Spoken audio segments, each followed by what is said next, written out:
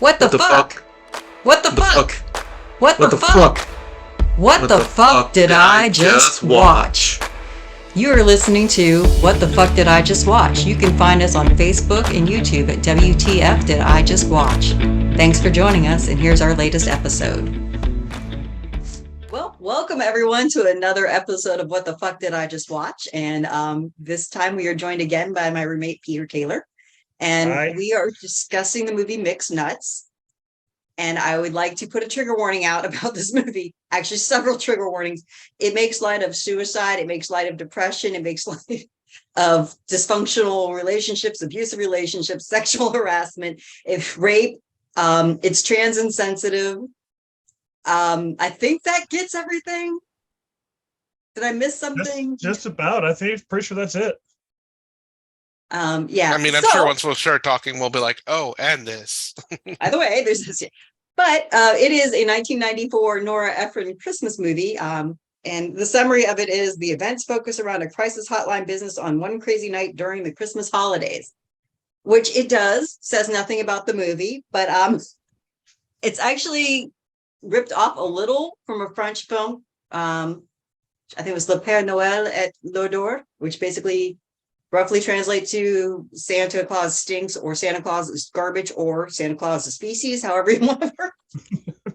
It can be any of those. So, which that one's a little different. That one, it is still a crisis hotline, but it more focuses on a rather disgruntled Santa. There's a couple weird things that they go about. Either he was a mall Santa, one summary says, another summary says that he was a Santa who was handing out flyers to a sex party that he ended up being banned from. I don't know. It's the French. I've never seen that one. The French know what they're doing, apparently. Yeah. This one, however, focuses on a crisis hotline. It's got a really excellent cast. It really does. We have Steve Martin, we have Madeline Kahn, we have Adam Sandler, we have Anthony Lapaggia, we have Juliette Stewart, and introducing his theatrical debut, Liev Schreiber. I was actually really surprised about the cast of this movie, because there's a lot of faces that you're like, oh man, I never knew all these people like actually interacted before together, But of course, I'm also mostly anime, so. Well, no, to be fair, it's a very obscure movie. A lot of people hail this as Nora Ephron's worst movie. Nora Ephron's more known for When Harry Met Sally, Sleepless in Seattle, one departure from her normal stuff that she did with Silkwood, which is an excellent movie. Not that the rest are trash, but the rest are basically rom-coms, much like this sort of is. But this is a very dark rom-com. I would not call this a rom-com, but sure. I mean, you have couples getting together. I mean, by the time the movie's over, you got Adam Sandler and Liev Schreiber, Rita Wilson and Steve Martin. You've got Madeline Kahn, and I forgot the guy who played the guy who owns the dogs. That would be Rob Reiner himself. No. Rob Reiner doesn't own the dogs. Rob Reiner's the vet. That's right. Rob Reiner's vet. And you forgot Gary Shandling is also in this movie. Yes, Gary Shandling plays the villain after all. Which also, that's like one of my biggest criticisms of the movie. The darkest skinned person in the movie that has a named character that's seen for more than one line is Gary Shandling, and he's just Jewish. I think there's one black actor who has a line, and he shows up at the end of the movie playing a cop. He does have a name. His name is Brian. Yeah, I didn't even realize that. In all honesty, didn't even realize that. Though interestingly, and kind of insultingly, in my opinion, but obviously, Pete, you can speak over about this. They were going to offer the role of Felix, which is the Santa Claus, to Kadeem Hardison. That was his name, way back in the 80s. Yeah, Kadeem Hardison, and then Rosie Perez was considered to play Gracie, Juliette Lewis' character. So the only big roles that they were going to give to minority people was an ex-con crazy person and a erratic, kind of off the hook pregnant woman. But I do love her, so she's just a good. But which would have been interesting. I mean, I'd love to see what they could bring to it, but it just would have been very stereotypical casting to put, the one black person in it as the ex-con, you know. Right. Well, yeah. It was the 90s though, which is the excuse for a lot of what goes on in this movie. It was the 90s. So yeah, a better summary of the movie is basically disaster happens at a crisis line. You have Steve Martin, who's like the head of the crisis line. And he's very inept. Like if you ever watch him, like I think to me, Steve Martin's kind of the villain in the movie in a lot of ways. He shows up like he can't handle a crisis. He gets introduced biking into the office, right? And Right. in front of him, you have Jon Stewart and Parker Posey. thank you, who are this yuppie couple on rollerblades, rollerblading their Christmas tree up Venice Beach to take home. And Anthony Lapaggia's Felix runs into them and trashes their tree while he's like fighting with Juliette Lewis's character Gracie. And there's Steve Martin playing Philip, who's supposed to be this like, you know, crisis counselor, and he just doesn't do a good job at taking the situation at all. Fails. Yeah, I mean, I was gonna say, it seems like, I mean, the movie is pretty much just a crisis counselor lives crises every day of his life. Like, that's all it was. The movie was just one big crisis after another, you know? He was the mix nuts, in my opinion. If you really peel the layers back, he was like the craziest, the nutball, just because of the way he knows no idea how to really handle anything. Mhm. Let alone when I believe Stephen Wright calls in, and He wasn't here's on the phone. what's that? He was not the one who answered the phone for Stephen Wright, though. I thought he was. No, that was Rita Wilson's character, Oh, Catherine. that's right. But sorry, go That's ahead. right. That's right. Well, I guess Catherine, yeah, when Stephen Wright offs himself because So it's, it and the thing is, if you remember the opening, you actually do see Steve Wright in there. He's wearing a candy cane suit, and he's is that him? and then he's on a bench. It's totally him because you can see the curly hair and everything, and he's just like kind of laying down, and I'm just like, oh my god, that's Stephen Wright. And sure enough, when I did some digging and looked it up, yep, that's him. So Just yeah, a note, sorry. Stephen Wright was a pretty huge comedian in the late 80s, early 90s, and he basically his all act was based on being a depressive person. He was like the Eeyore of comedians, in case you didn't follow comedians or in case you're young. Go ahead, John Paul. he was the guy on the couch from Half Baked, is where most people might probably remember him. I never watched that thing. If you remember Half Maybe. I Baked. don't know. Yeah. I don't know if I've seen it or if it has. It's been so long. Yeah. I mean, he basically, and I think everything he does, he kind of plays the same kind of character or shtick or whatever. He's just Typecast. like you said, I'm Eeyore. I'm gonna off myself. I'm He was the thinking pilot, and about so it. I married an axe murderer, by the way, too, in case you watched that. That's right. That's right. There's a lot of connections to that movie, actors wise, in this movie as well. Anthony Lapaggia, Anthony Lapaggia, yeah. Who's Australian, by the way. I didn't know that. Yeah.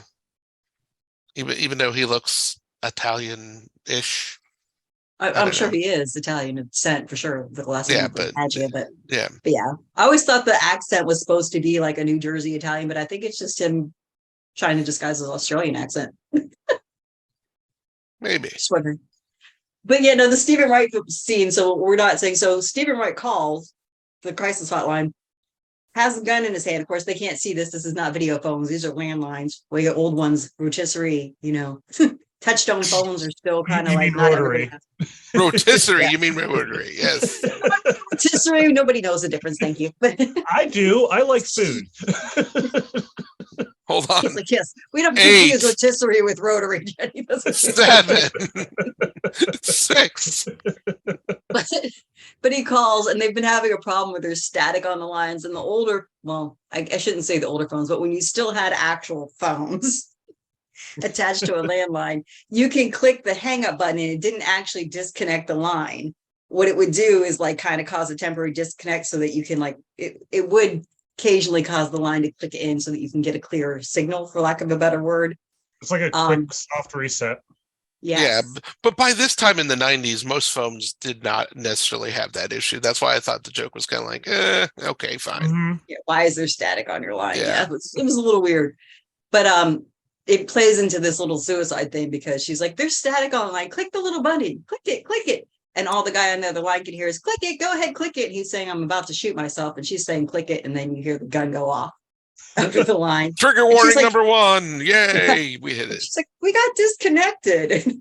Right, like how she was so clueless about like what the sound was and why her ears hurt all of a sudden. And It's like, Steve Martin's, have you never heard a gunshot? Like, I can't believe that's possible, you know? Especially in LA.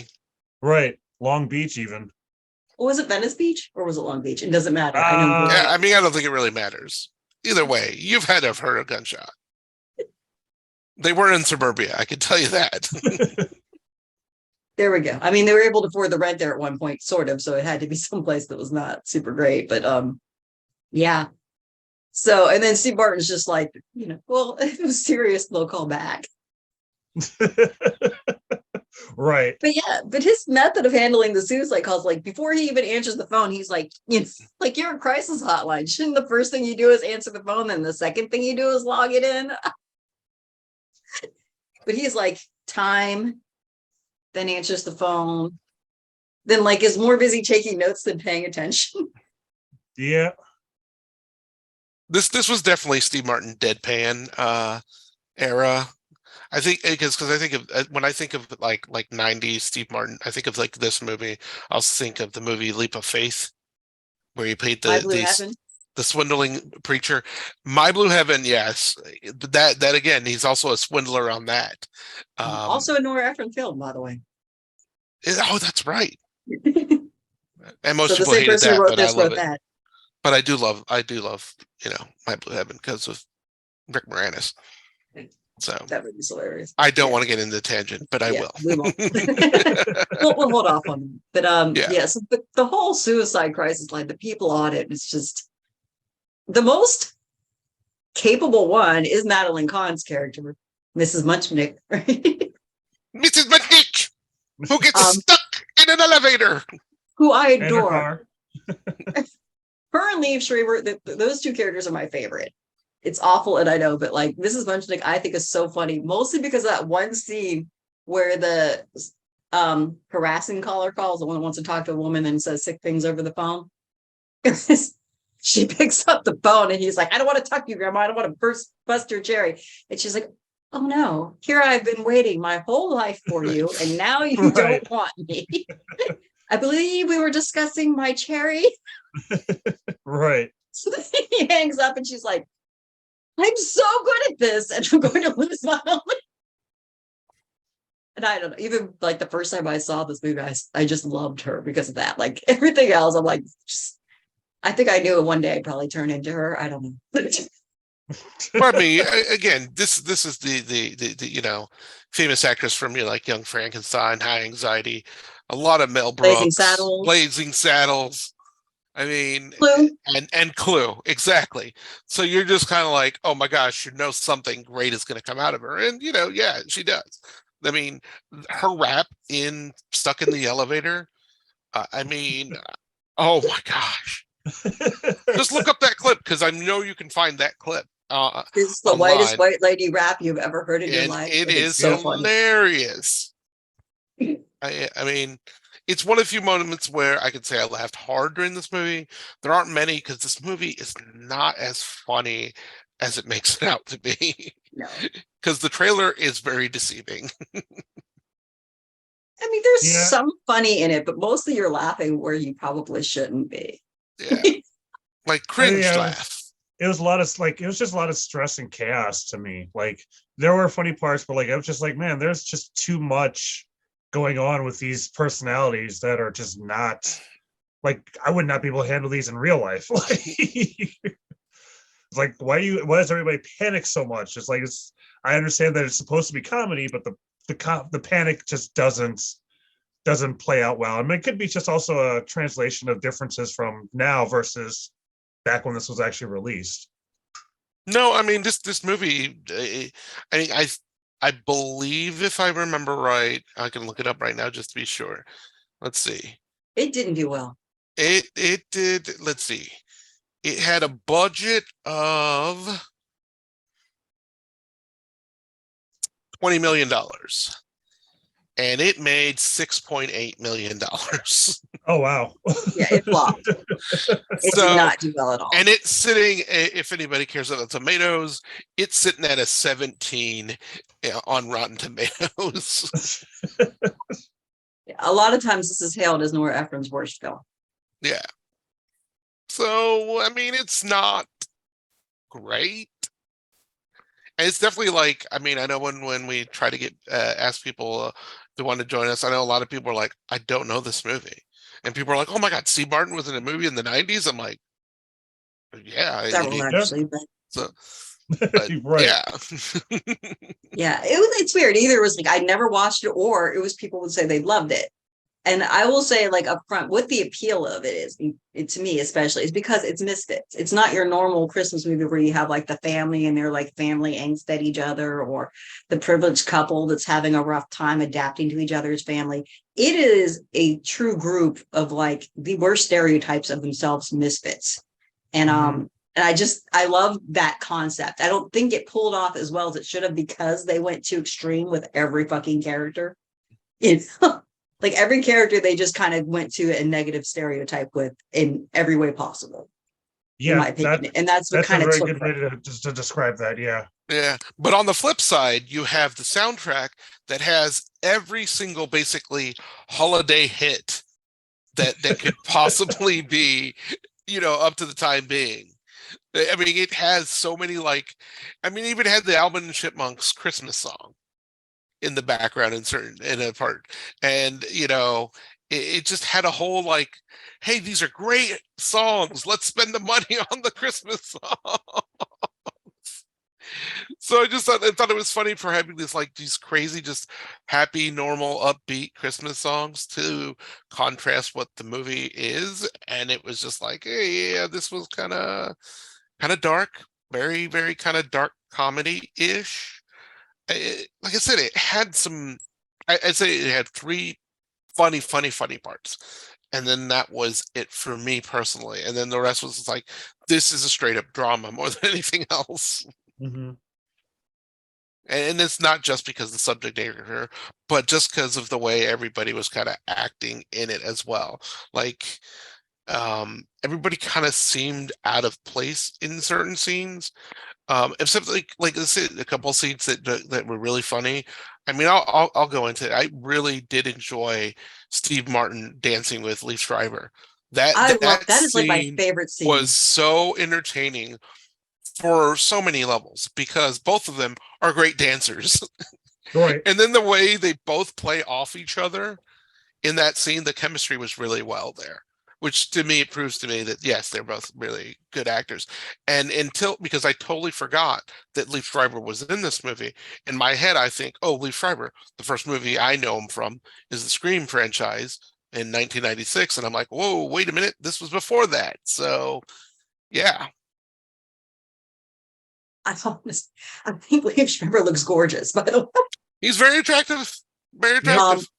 So yep, let's talk about Chris for a minute here. So Chris is the name of the character he plays. The character, she's a trans woman, which is funny because when you read stuff, they often attribute her as a transvestite, but she's not. She clearly identifies as a female. She is a trans woman, not a transvestite.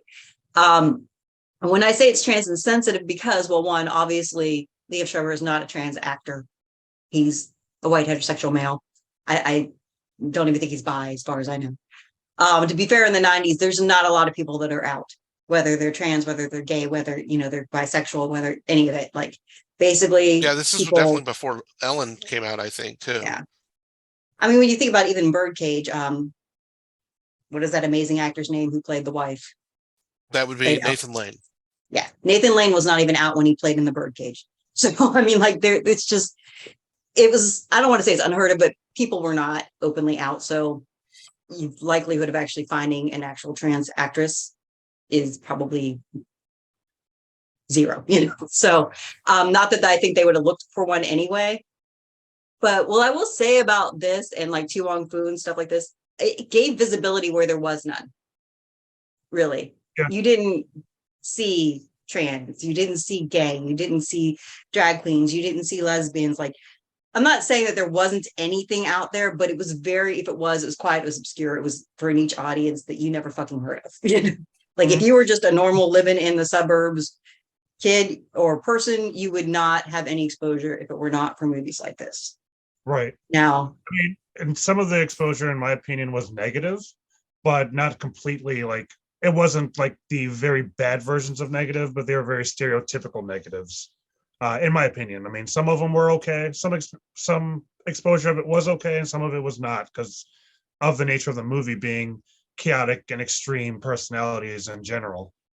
yeah, they play up on her being melodramatic. They play up on her being manipulative. You pointed this out, Pete. They play up on her being somewhat predatory when she meets Steve Martin's character. Yep.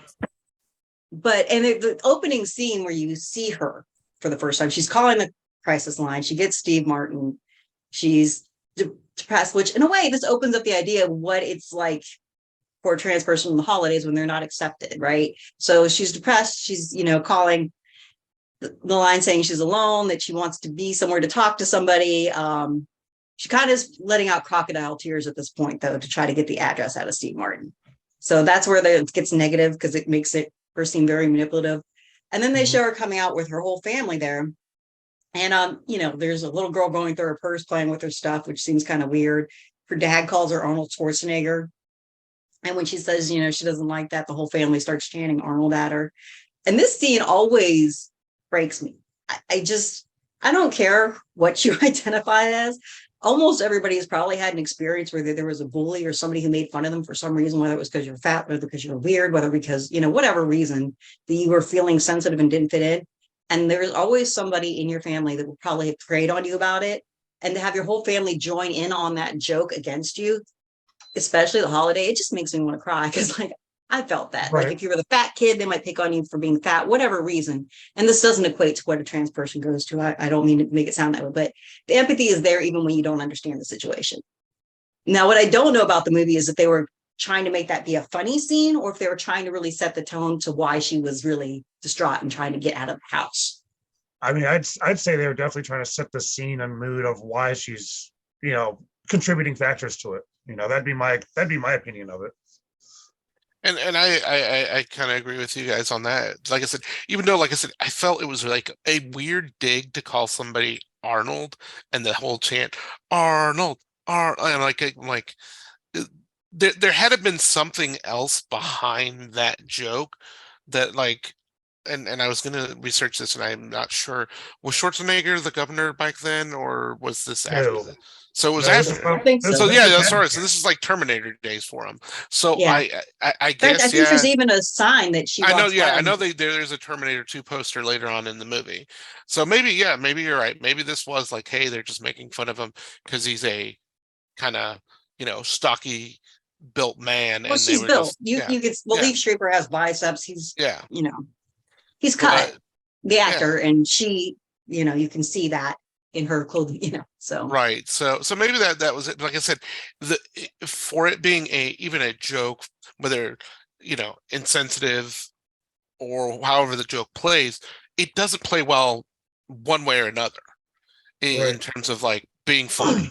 It's just so random and weird because before that you just show her just kind of putting her lipstick on and stuff, and you're just like, okay. And then like she gets up and you see this whole family and like they're having this like celebration of Christmas That she's not part of. and she's not a part of it.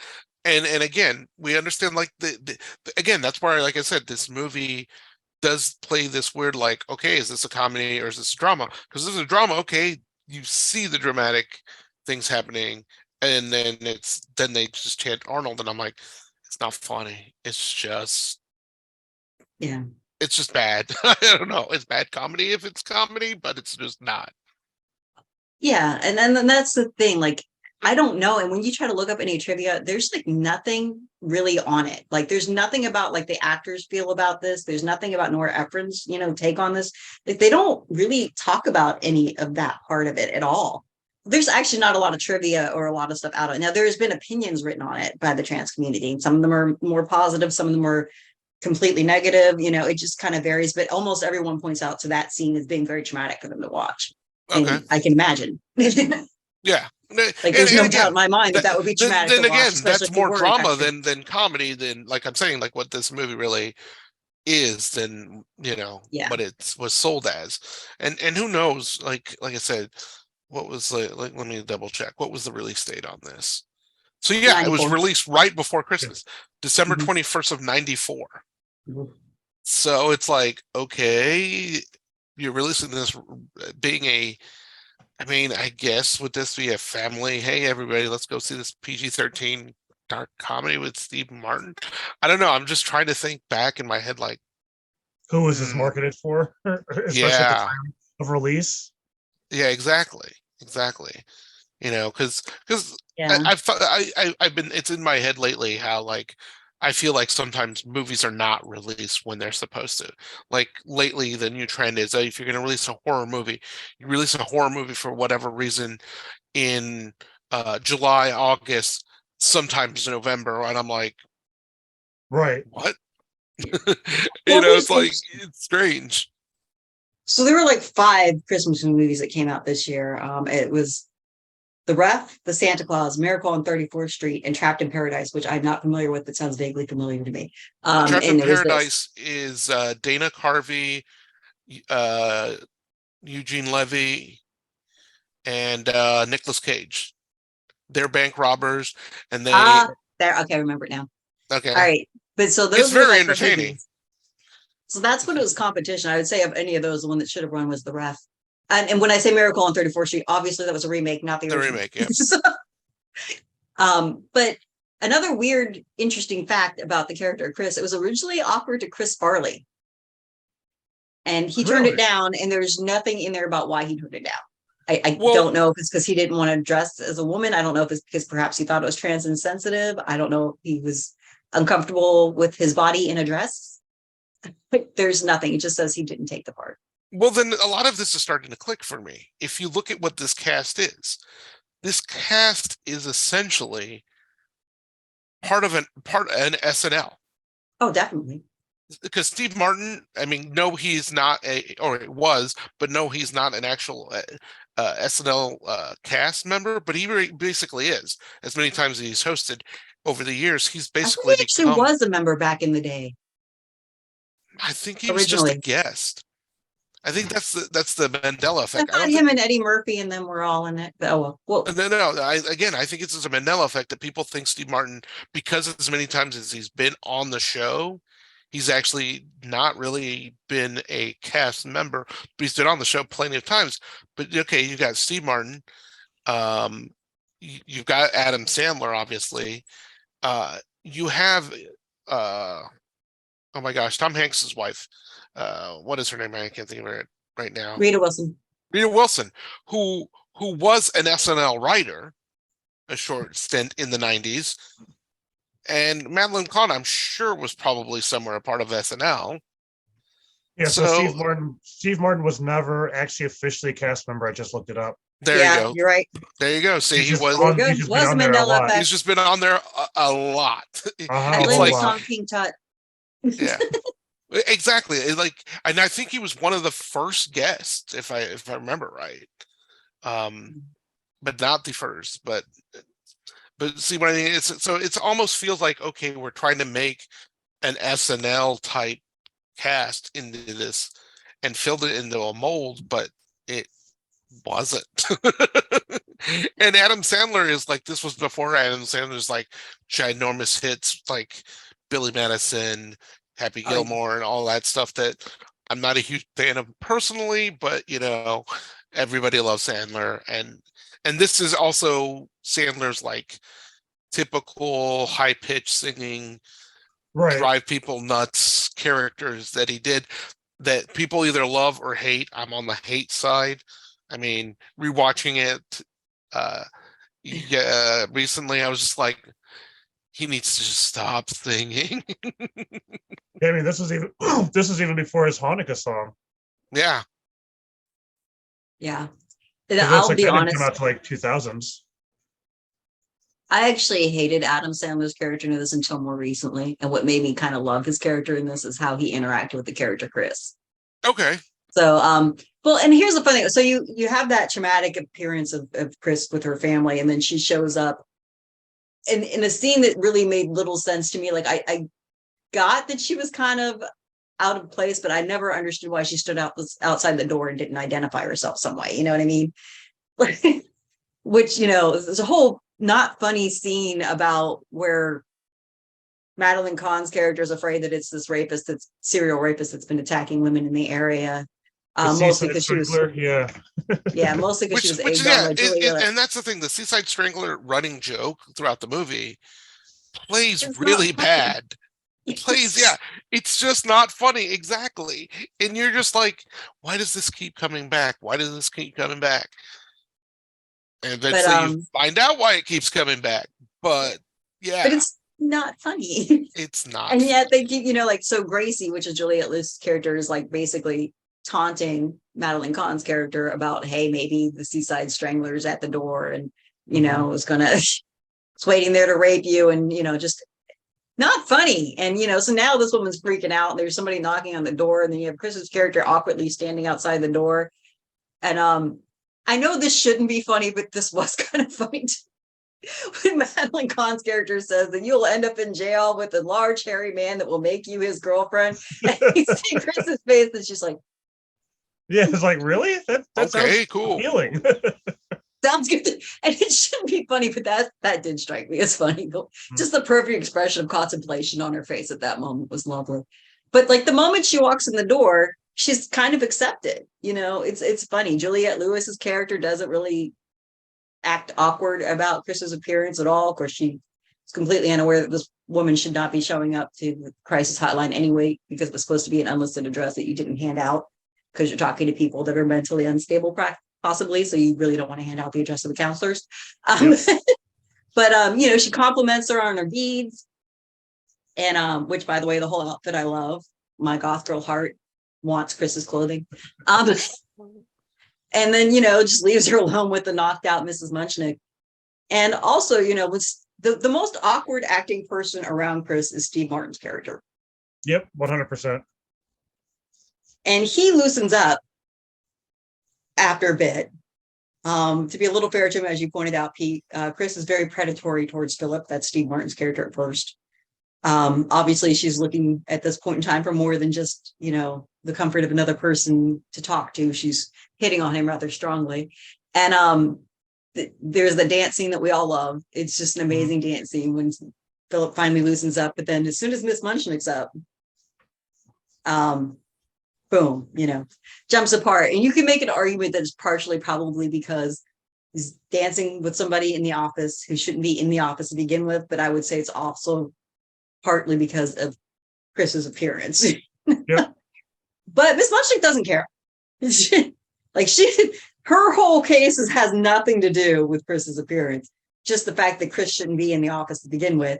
And she also never misgenders Chris. Like when she talks about like the fact that she was in the office, she refers to her as a floozy, not as like anything like else. Just Right. because it was somebody. Which is fine. I mean, she is kind of a floozy. Yeah. Yeah. I mean, the only time she gets misgendered by anybody in the office against Steve Martin's character, and that's basically when Rita Wilson shows back up and is like, don't you have somebody up there? And he's like, no. And she's like, well, somebody left her cape. And Steve Martin's like, Right. his cape. Yep. Which I thought that was shitty. Yep, pretty much. But other than that, everybody else refers to her as her throughout the rest of the movie. And I thought that was lovely. Yeah, definitely. So, I mean, like, it seems weird, but that's like the one kind of not the one kind of redeem, but it was a very redeeming quality at the time. Like, because in the sense, the use of her proper pronouns throughout most of the movie after those two exceptions, I felt good. Right. And then, I mean, then Adam Sandler's character had like readily accepted her without any question, any hesitation. It's like, yo, this is a woman. And this woman's asking for help because she's been shot in the foot. Like that was it. Like there was no awkwardness, no hesitations, But he was also very lonely. It's true. He was following Catherine up the stairs. He was with the girl. following anybody. Catherine with a C or a K. Yeah. Also, in a lot of ways, like I maintain that Chris is sort of the hero of the film, heroine of the film. My apologies, but because it comes down to it, the person who keeps jumping to the forefront to save people, where we have this horrible domestic scene where like Felix runs in with a gun and is threatening everybody, including his pregnant girlfriend. The first person to stand forward, also egged on by Gracie, by the way, when everybody else, who is the crisis counselors, by the way, fail epically to deal with the situation, other than to like try to convince Gracie that it's okay, that he's just misguided. He's having trouble expressing his feelings, and Gracie's like, you guys are supposed to be protecting me, and grabs onto Chris and like, this person will protect me, and Chris steps forward. She does a good job at it too. I mean, yeah, again, it's where in my head, like I said, this plays more drama than it does comedy. And it's like, had this really been a true form drama, I think it would have been a better film. Yeah. It would have played a lot better. Maybe. Because I don't know where they were going with it for sure. I mean, there's a lot of like, what's happening here? I mean, they'd have to have a different cast for a drama then, because I mean, a lot of these actors that they have currently are pretty much like typecast for comedy, like Adam Sandler and Steve Martin. That's kind of what their roles were back in the 90s, or they were more comedic fashioned. And it was all but they have played drama. I mean, I mean, Adam Sandler almost got an Academy Award last year. For the one about the diamonds, right? Yeah. But last year was, 2022, and this is 1994, was it? No, I know. But again, and I've seen Steve Martin play drama in like Novocaine and other things. Like, he can do it. Everyone just thinks he is just the funny guy, and I've seen he can play serious. Well, they're all capable of doing it, but back to Pete's point, they weren't. All they were doing was comedy at this time. So yeah, that's true. It would have worked against the drama to put a comedic cast, or a cast that was known for comedy in it. If they were actually going to go drama. But yeah, I mean, definitely. Adam Sandler would have to dress a little different, as you can see in your background there. That was Juliette Lewis dressing them up, though. I mean, Gracie. So we also have Rita Wilson in her outfit, and and their lovely Christmas clothing. But but we have Felix, who, before Felix came in with a gun, so throughout the movie, you have Felix and Gracie arguing with each other. Like, Gracie's mad at Felix for basically being a waste of space. He's supposed to be a wall artist. He isn't painting on any walls. He's not doing a job in the meantime. She's very pregnant. There's a whole joke, for lack of a better term, about how big she is and whether or not it's 7 months or, whether it's if he's the father or not the father. Yeah. And, you just have them screaming at each other for the most of the movie. And at one point she hits on the head with a tin, and then he's at the vet's office to get stitched up by Rob Reiner, the veterinarian. And then he ODs. He tries to down a bunch of dog tranquilizers pretty much, and ends up in the hospital for a near suicide attempt. I mean, it's not funny. It's again, it's very random. Like, all these things that we're saying just don't seem to anybody watching this or hearing this, but who's never seen it, it's like, how does this movie gel? It does, though, but it's just, I mean, it does and it doesn't in such a weird way. But there's so many subplots. But they do what this does well, where I've seen other movies not do this well. Scream and Scream Again is a good example where it's not well. They have all these subplots and these plots of these characters, but they do make a coherent story out of it. Like, you're never like, wait, what are we talking about? It keeps you with a through line. It has a through line through the whole movie. The end does give you the through line. So, but you also are wondering, do we need this many? Right. We have to have this much of a backstory on every fucking character. It's weird. Oh, makes nuts. I mean, it does drive the mix nuts point home, but it's a lot. And like it's the whole abusive relationship between, and it's like codependently abusive, shall we say. Yeah. Like The Grace abusive is relationship is really just it's awful. it's almost like awkward to watch at some points. It's kind of cringy because you're just like, why no, they shouldn't be together. They're total And having pieces a of kid. shit. Right. Right. They're total pieces of shit to each other. And I'm like, what is happening here? So yeah. It's So I mean, I guess let's give the through line of what happens, the culmination of this movie at the end, right? You have all these weirdos or mixed nuts, as they say, in this lovely dilemma, and they decide to grab the gun, and this is where I thought, okay, come on.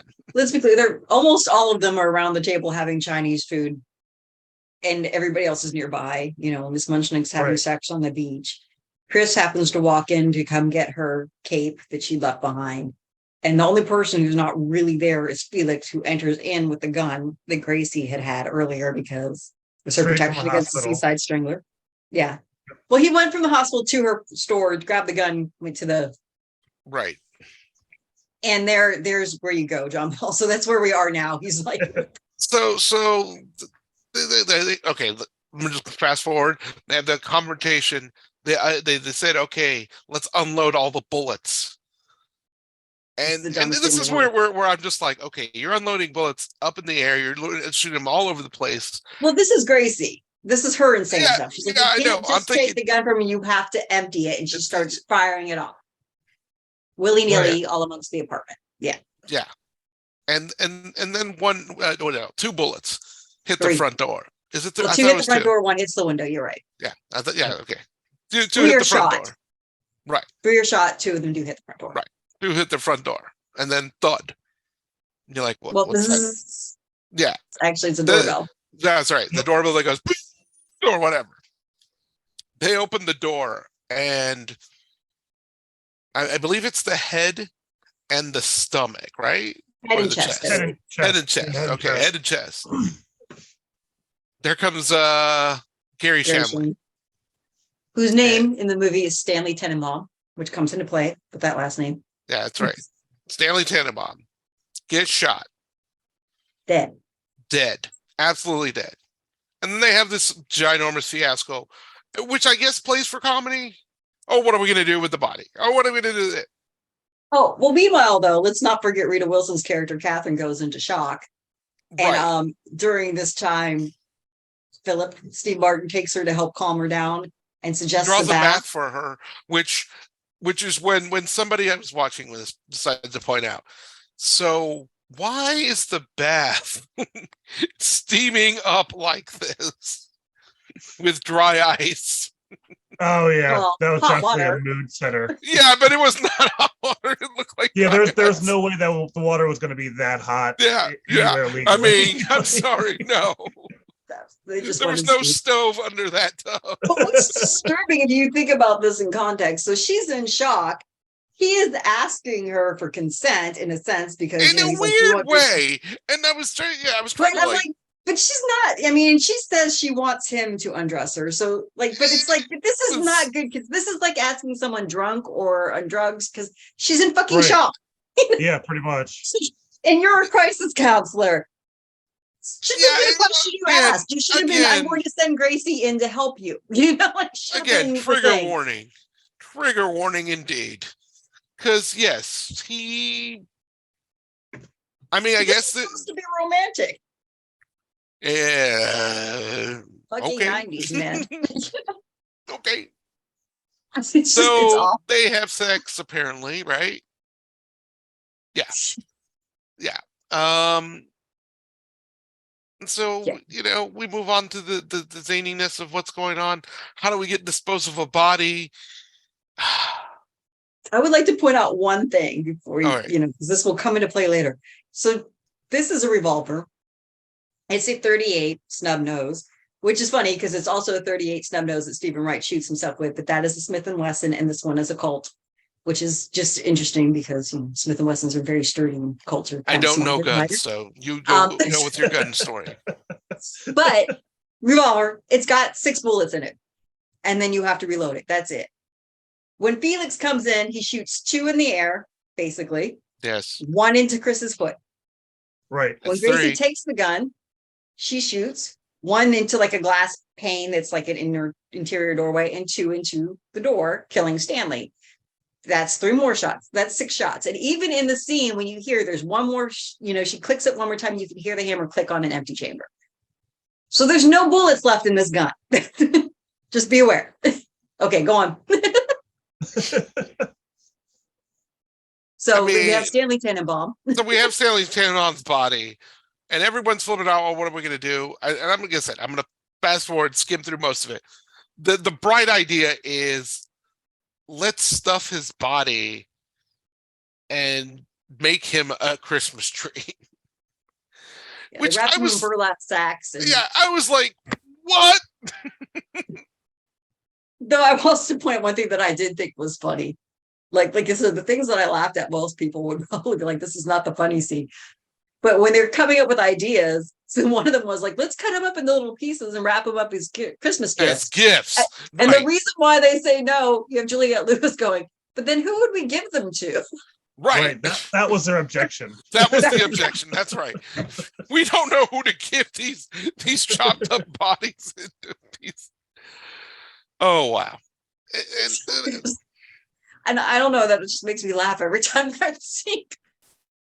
Who would we give them to? I don't know. So I mean, again, I'm gonna skim through a lot because the other funny thing.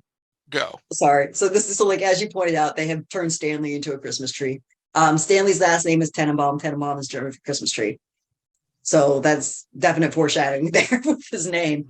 Right. But there's a nice scene where like Philip is like freaking out about how, he's losing everything and he's got nothing to show for his life. And he's like, what do I have to show for it? A dead body. And Juliette Lewis is great. He goes, a dead body disguised as a Christmas tree. Christmas tree. Yep. Right. Like that makes it better. That also cracks me up. Right. So they decide, all of them collectively, to dispose of the body in the ocean. Right? No, wait, no. I thought that was the whole They're point. going to take Yeah, it so down and leave it at the that's- boardwalk and at walk the away. boardwalk. That's That's the whole right. plan. Like That's a Christmas tree, like a public Christmas tree. That's pretty right. much. And then that's right. And then, yeah, which is even more fucked up. Ocean than would have probably anything been a better idea. No. else. Yeah, it's just all messed up. Oh, point though. Stanley had a bag with him when he came to help him. The whole reason Stanley's there is because earlier Madeline Kahn was trapped in the elevator. They called him. He said he wasn't going to show up for 2 hours. Also to note that like the character Stanley is a dick the whole movie. Like he clearly has a fixation with killing people and death and how people might be suiciding. He's the landlord. He's evicting everybody to sell the building as high rent condos.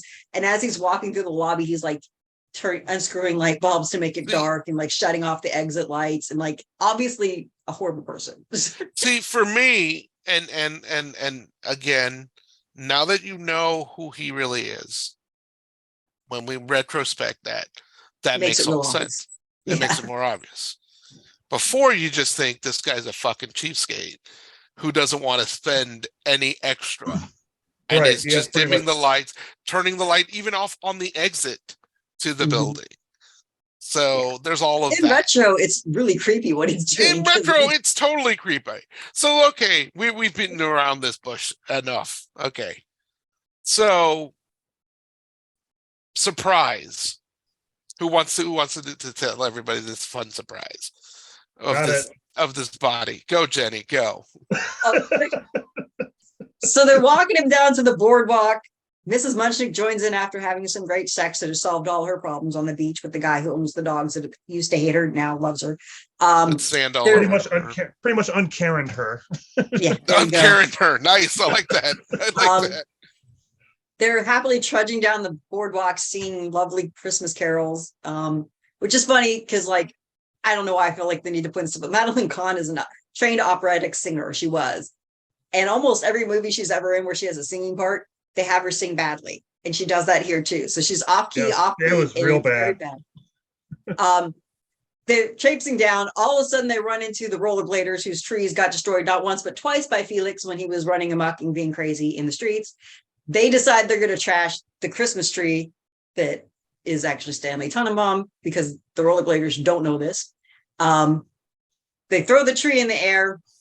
All the branches come off. Body hits the ground. Point that comes out that I was mentioning about the gun. The cops come. They're, start to tell the story. You get Mrs. Munchnick, Madeline Kahn coming up with this, who wasn't even involved in this whole shooting thing. No. Comes up with this interesting cover story that it was actually a suicide, and they were so distraught that they couldn't stop one. That that they were hiding the evidence. Finally, like Steve Martin's character Philip just starts. He snitches on everybody. They're going after Felix at first because Felix is taking the rap because and then Gracie decides to defend him, shows it's her that here's the big murder weapon, the gun. Felix grabs the gun, runs onto a roof of the building, is going to shoot himself with an empty gun.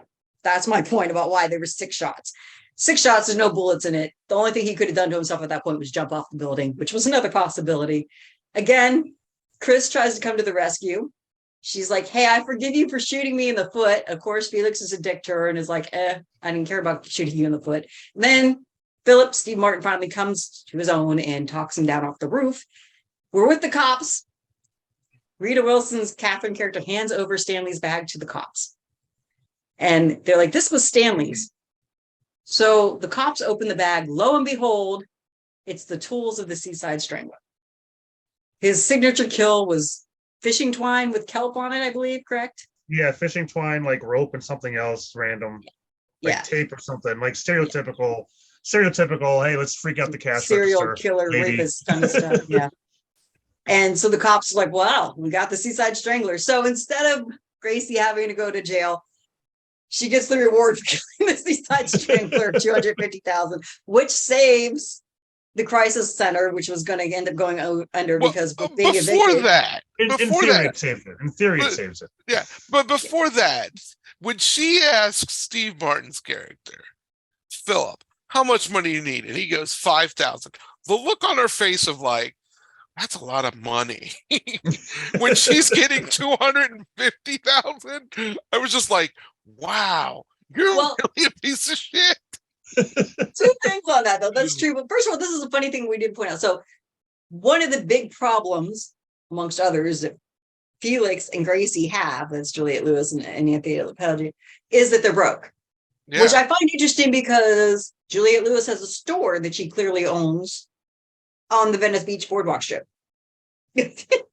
So, I mean, I understand you can be a small business owner and still have money issues for sure and be damn near broke, but it wasn't like you're on the streets broke. Like something's happening there. Anthony Lapaggia is a deadbeat for sure because he's not working when he would take a job. He just got out of prison himself.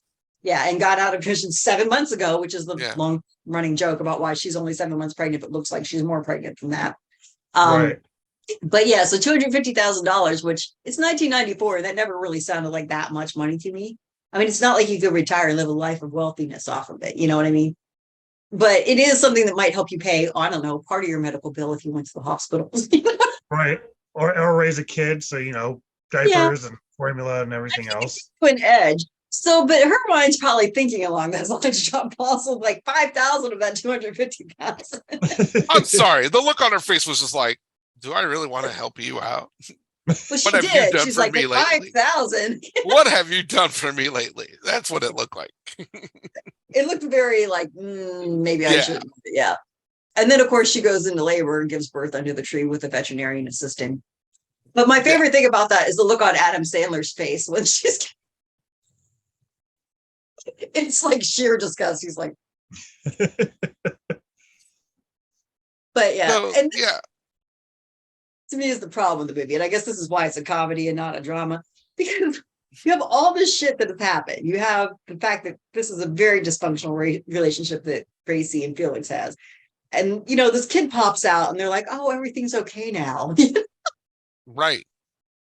The end. Roll credits. That's, I mean, that's it. It's like, here's your bow. Here's your new holiday songs.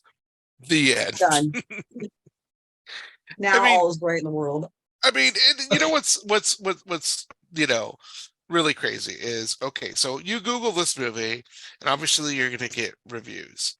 Google has 58 like user reviews on this. Out of 5, what would you guys guess that the rating of this movie is? 2, maybe Jenny? 3. I'd say 2.5. You're both wrong. 4.2. This movie has a lot of 5.0, like they think this is the best thing to slice bread. Are these the iconic or ironic 5.0 No, comments? I'm actually reading some of these, and I'm like, wow, they really do like this movie. So I guess this holiday season, you guys can make up a judgment of your own. I believe this is what, streaming on Peacock? Yeah, I think so. yeah, it's Peacock that I watched it on. Okay, so you guys can get it. I own it, chance. so Again, we know you. This is why we have this podcast. Yeah. I mean, I know it's a horrible movie. I know this, but I really love it because it's a Christmas movie about misfits, and I love it so much more because it's a found family and not a family. And those are the best kind of families. I'll admit that. I mean, don't get me wrong. I love my family, and I love my new extended family as well. But growing up, yes, I was one of those people that became part of the found family. Friends are my family. I very much see that. I try to express that with all my dear friends, that every one of my dear friends are family. So you're right. Misfits are fun. Give this movie a whirl. I mean, if anything, like I said, it's got a great holiday soundtrack, put you in the spirit and mood. But I personally would give this movie a 2.5. Yeah, it's not good. That's my personal take on it. It is entertaining. It is entertaining. Not good. I'm like, It's not good. It very does problematic. It fits our brand. It is definitely of what the fuck did I just watch? So it fits brand. So, But Pete, I'm going to throw it at you for a while because I feel like we've been talking over you. We're talking too much. Oh no, you're perfectly fine. Because there's a lot of this that it was, for me, it was very just so much panic, so much chaos, so much high energy and extremism that made it worse. That's why it made it a 2 for me. It's just because there was just so much that just was unnecessary.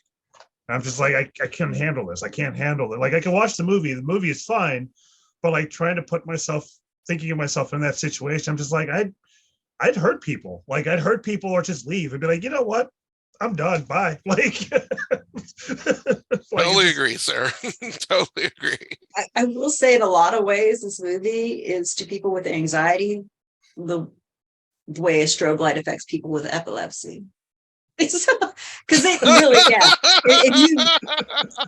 it's I mean, the awkward situations, the constant panic, but yeah, for sure. Sorry about that, Pete. We should have issued a trigger warning, Pete. We should have issued a trigger warning. Oh well. Better luck next time. That's right. I'll make you some cookies. It'll be all right. All right, Jenny, you want to close it off? You had your therapy dog with you, though. It wasn't that bad. Yeah, I know. She was with me most of it, I think. And then, yeah. But yeah. So, Pete, what is your final thought on this movie, though? Just don't watch it if you have anxiety, or do you got more you want to throw at it? I mean, I don't know. I mean, don't forget, I am coming from an animation point of view instead of an actual movie liker point of view. So for me, it wouldn't be anything on my list, but at the same time, it's not a total waste of time. I'm not going to be like, oh no, don't ever watch this movie. I'll just say, watch it. Don't expect a whole lot out of it, but at the same time, you're not going to be wasting your time. Okay.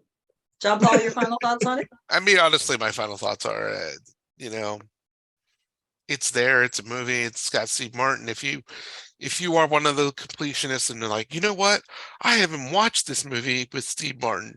Like a lot of people were, Steve Martin did a movie in 94, and I'm like, yeah, he did. So there's that. And I mean, there's a whole crazy Adam Sandler. Yeah, I was gonna say there's a whole bunch of a whole bunch of stars. You can use that if you're a completionist. You can use that as a mark to check. Yeah. It definitely helped you in the Kevin Bacon game. Oh, we forgot to point out one thing. The little boy at the end when Felix. Oh, that's right. It's Haley Joel Osment, is not. That's right. This is pre-Forrest Gump Haley Joel Osment, pre-I See Dead People Haley Joel Osment does show up in this movie. That is correct. One line, little Jada goes, "It's Santa." That's yeah, it. But it's yeah. So there's a nice Easter egg if you want to call it an Easter egg. So I'm gonna be a little different than my two co-hosts and say that I think it's worth a watch. Again, please pay attention to those trigger warnings. I do realize the character Chris is trans and sensitive, but I appreciate the representation that they put in there in the first place. And Madeline Kahn, I almost will always watch anything with her in it. And I believe she died 5 years after this movie of ovarian cancer. So I think this was one of her last films. And I think she does an amazing job. She's a lot. She does have the best rap ever. You can definitely pull up that some clip great on lines, and yeah. So the fruitcake is an interesting running gag throughout the movie. I'm not sure about it, but I didn't even want to bring it up. It's just a weird, like, why is this here? I didn't even want to bring it up. Like, so maybe watch it for like the weirdness of the fruitcake. I don't know. But there's a lot going on in this movie, and it is, like I said, all the trigger warnings that getting hold. The anxiety trigger warning that Pete brought up is another thing to think about, because there's a lot going on, and these people are a mess. And there's a scene where Steve Martin asks Rita Wilson why she's friends with these people, referring to Gracie and Felix. And it's shitty, but I fully empathize with people that are this nuts, because the whole movie basically it's kind of driven by the Felix and Gracie dysfunctional abusive relationship. And I don't know, that also might be why it's kind of near and dear to my heart, because I didn't have a lot of functional relationships that I could model after when I was growing up. So in a way it was like, oh, I can relate far too well with a lot. Yeah. So, like I said, trigger. If any of these triggers are bad for you, any of the things that I mentioned are triggers for you, don't watch this movie. Obviously, if you're twisted and fucked up like I am, you can watch it pretty much and just think most of it's funny. Not like the whole movie's funny, but most of what shouldn't be funny is funny, and the rest of it you're like, that's not funny. But I just, as a non-traditional Christmas movie, it stands out for me because I get sick of all the Miracle on 34th Streets, all the Christmas Vacations, which I know is funny, but it's also a functional family, even though it doesn't seem like it. It is. It's a functional family. And I just like seeing misfits come together and actually have their moment in the end. So I guess with that, feel free to comment and tell us that, or tell me that I should not be watching fucked up movies. Possibly should seek therapy. But yeah, thanks for joining us. Of course, I'm always joined by John Paul, and thanks to my roommate for putting himself with a movie he would not generally watch at all that may or may not have messed him up. Do you need Elvira to go to your room? I mean, she'll be here soon enough. And with that, thanks for hanging out with us. This has been What the Fuck Did I Just Watch? And this movie definitely is appropriate for that category. And for whatever holiday you may or may not celebrate during this time of year, I hope you have a great time. You have been listening to What the Fuck Did I Just Watch? You can find us on Facebook and on YouTube at WTF Did I Just Watch? Thanks for listening, and we hope you'll join us again soon.